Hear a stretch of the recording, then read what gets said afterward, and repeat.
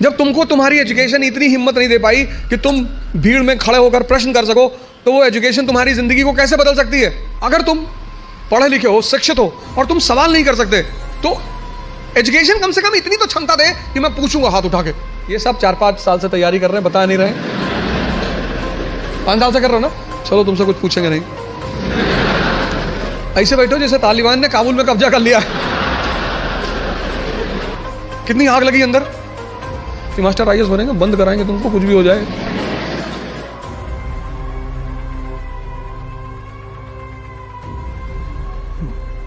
जय हिंद फ्रेंड्स।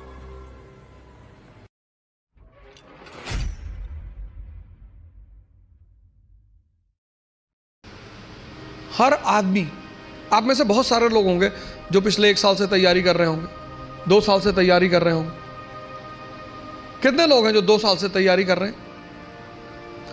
अब ना बताओगे। 2 साल से। और इधर ऐसे बैठो जैसे तालिबान ने काबुल में कब्जा कर लिया।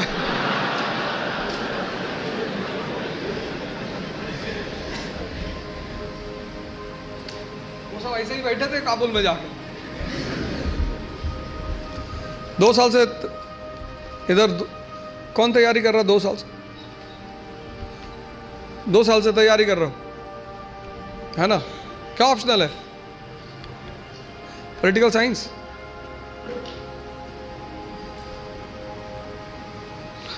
चलो तुमसे कुछ पूछेंगे नहीं।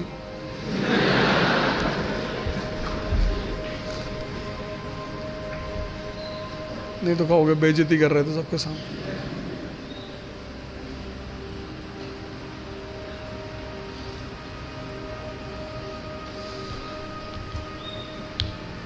बस 3-4 लोग 2 साल से तैयारी कर, ये सब 4-5 साल से तैयारी कर रहे हैं, बता नहीं रहे। 5 साल से कर रहे हो ना?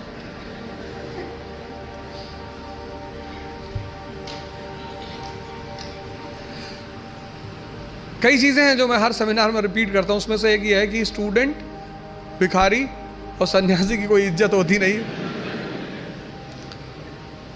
कि तुम लोग जो अपनी इज्जत बचाने की कोशिश करते हो, अपने स्कूल में किसी कारणवश पकड़े गए, कार्रवाई हुई हमारे ऊपर, तो मेरी माताजी ने कहा घर में कि कुल का नाम खराब कर रहा। तो मेरे पिताजी ने बड़ा अच्छा जवाब दिया, बोले कौन सा मुगल कुल है कि हमारे कुल का भारत में बड़ा नाम? बोले कोई बात नहीं बेटा, जाओ, तुम हो गई गलती तो कोई बात नहीं। स्टूडेंट, तुम जहां भी सीखने जाओगे ये सब कॉन्सेप्ट लेकर, मैं तो क्लास में देखता हूं 500 लड़के, 600 लड़के बैठे होते हैं, सवाल ही नहीं करते, एक दूसरे का चेहरा देखते हैं।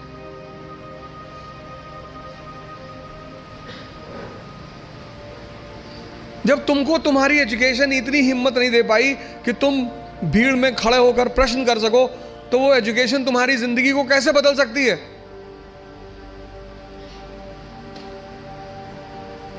अगर तुम पढ़े लिखे हो, शिक्षित हो और तुम सवाल नहीं कर सकते, भाई तुम सवाल, यहां इतने सारे लोग बैठे, अगर तुम कोई क्वेश्चन पूछते हो और लोग हंसते हैं, क्या फर्क पड़ता है?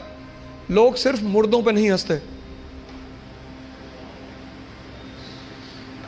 तुम अगर जिंदा हो,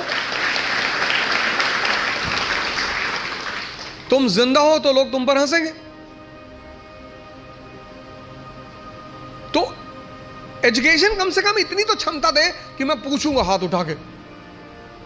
कितने लोग आते हैं कोचिंग करने, वो कोचिंग से वापस चले आते हैं, वो अपने डाउट्स पूछते ही नहीं क्लास में, टीचर से मिलने ही नहीं जाते।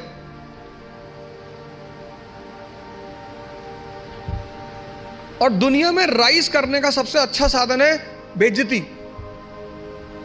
जो तुम मोटिवेशन ढूंढते हो ना, वो इसीलिए ढूंढते हो क्योंकि तुम्हारी बेइज्जती नहीं होती। जिसकी बेइज्जती होने लगेगी ना, उसके अंदर आग लग जाएगी कि तुमको दिखाएंगे अब।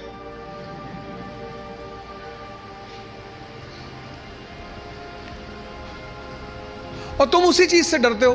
भाई तुम क्लास में टीचर पढ़ा रहा है, तुमने कोई सवाल किया, टीचर ने डांट के बिठा दिया, बदतमीज कहेंगे, बच्चों जैसे सवाल करो, भगा देंगे क्लास। पूरी क्लास हंसने लगी। कितनी आग लगी अंदर कि मास्टर आईएएस बनेंगे, बंद कराएंगे तुमको, कुछ भी हो जाए। तभी तो पढ़ोगे, आग है ही नहीं अंदर। ऊपर से मोबाइल, यूट्यूब, फेसबुक, ट्विटर,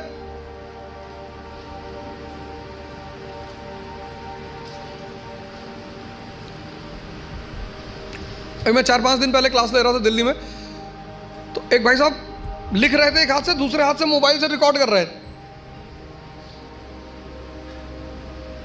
मैंने कहा यूट्यूबर हो? पकड़ लिया, वो कोने में उन्होंने रखा तो पकड़ में आ गया। मैंने कहा वैसे ही यार इतने लोग पीछे पड़े हैं, क्या बना रहे हो? नहीं नहीं सर ऐसे ही, पढ़ लो यार। अब इस क्लास में बहुत सारे लोगों का PSIR ऑप्शनल होगा, कितने लोगों का है?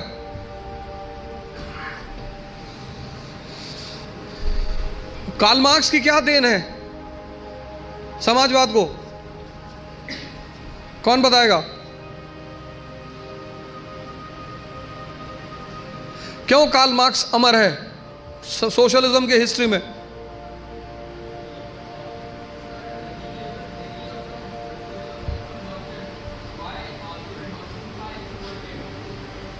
Why?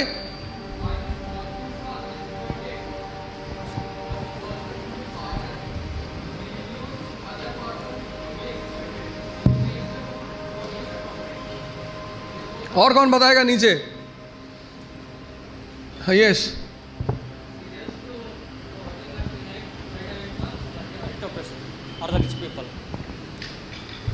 he said to working class to unite.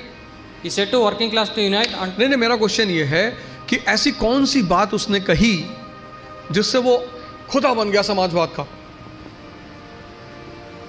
Why he is called as the god of socialism?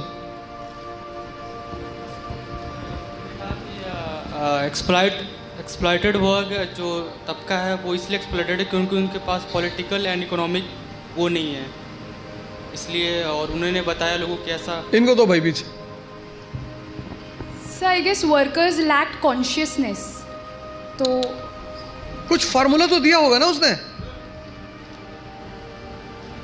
ऊपर माइक है। हमें लगा कूदने जा रहा हूं पकड़ के रेलिंग, वहीं से बताना। हाँ,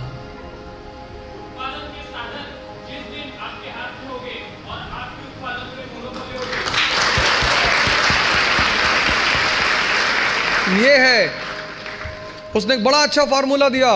उसने कहा the section in the society which controls the means of production is also the ruling class in the society. समाज का वो तबका जिसके हाथ में मीन्स ऑफ प्रोडक्शन होता है, वो समाज में रूलिंग क्लास भी होता है। तो मजदूर तबका क्या हुआ? ना उसके पास इकोनॉमिक पावर है, ना उसके पास पॉलिटिकल पावर है, और जिसके पास पावर नहीं होगी उसका एक्सप्लॉइटेशन होगा। यह न्यूटन का चौथा नियम है। नहीं, वो भूल गया था बताना। तुम बारिश में देखो गांव वगैरह में जब बच्चे खेलते हैं तो पानी के तालाब वालाब में जाते हैं तो पानी वाले सांप को पकड़ लेते हैं वो, और फिर ऐसे नचाते हैं। वो इसी बात का सूचक है। किसी को कोबरा पकड़ के नचाते हुए देखे हो? जिसके पास पावर नहीं होगी वो एक्सप्लॉइट होगा। सिर्फ किताब लेकर खड़े होने से बहुत बड़ी बात नहीं होती। सिर्फ वेपन लेकर खड़े, महाभारत के युद्ध में अर्जुन के रथ पे शिखंडी खड़ा हो जाता है। भीष्म पितामह का इससे क्या लड़े? हथियार उसके भी हाथ में है, लेकिन वो मानते नहीं उसको। जीवन में एक और अहम बात है, वो है व्यक्तित्व। व्यक्तित्व का मतलब बदमाशी नहीं होता। कॉलर खड़ा कर लिया, 3 बटन खोल ली, चाबी नचाते हुए जा रहे, ये सब नहीं होता।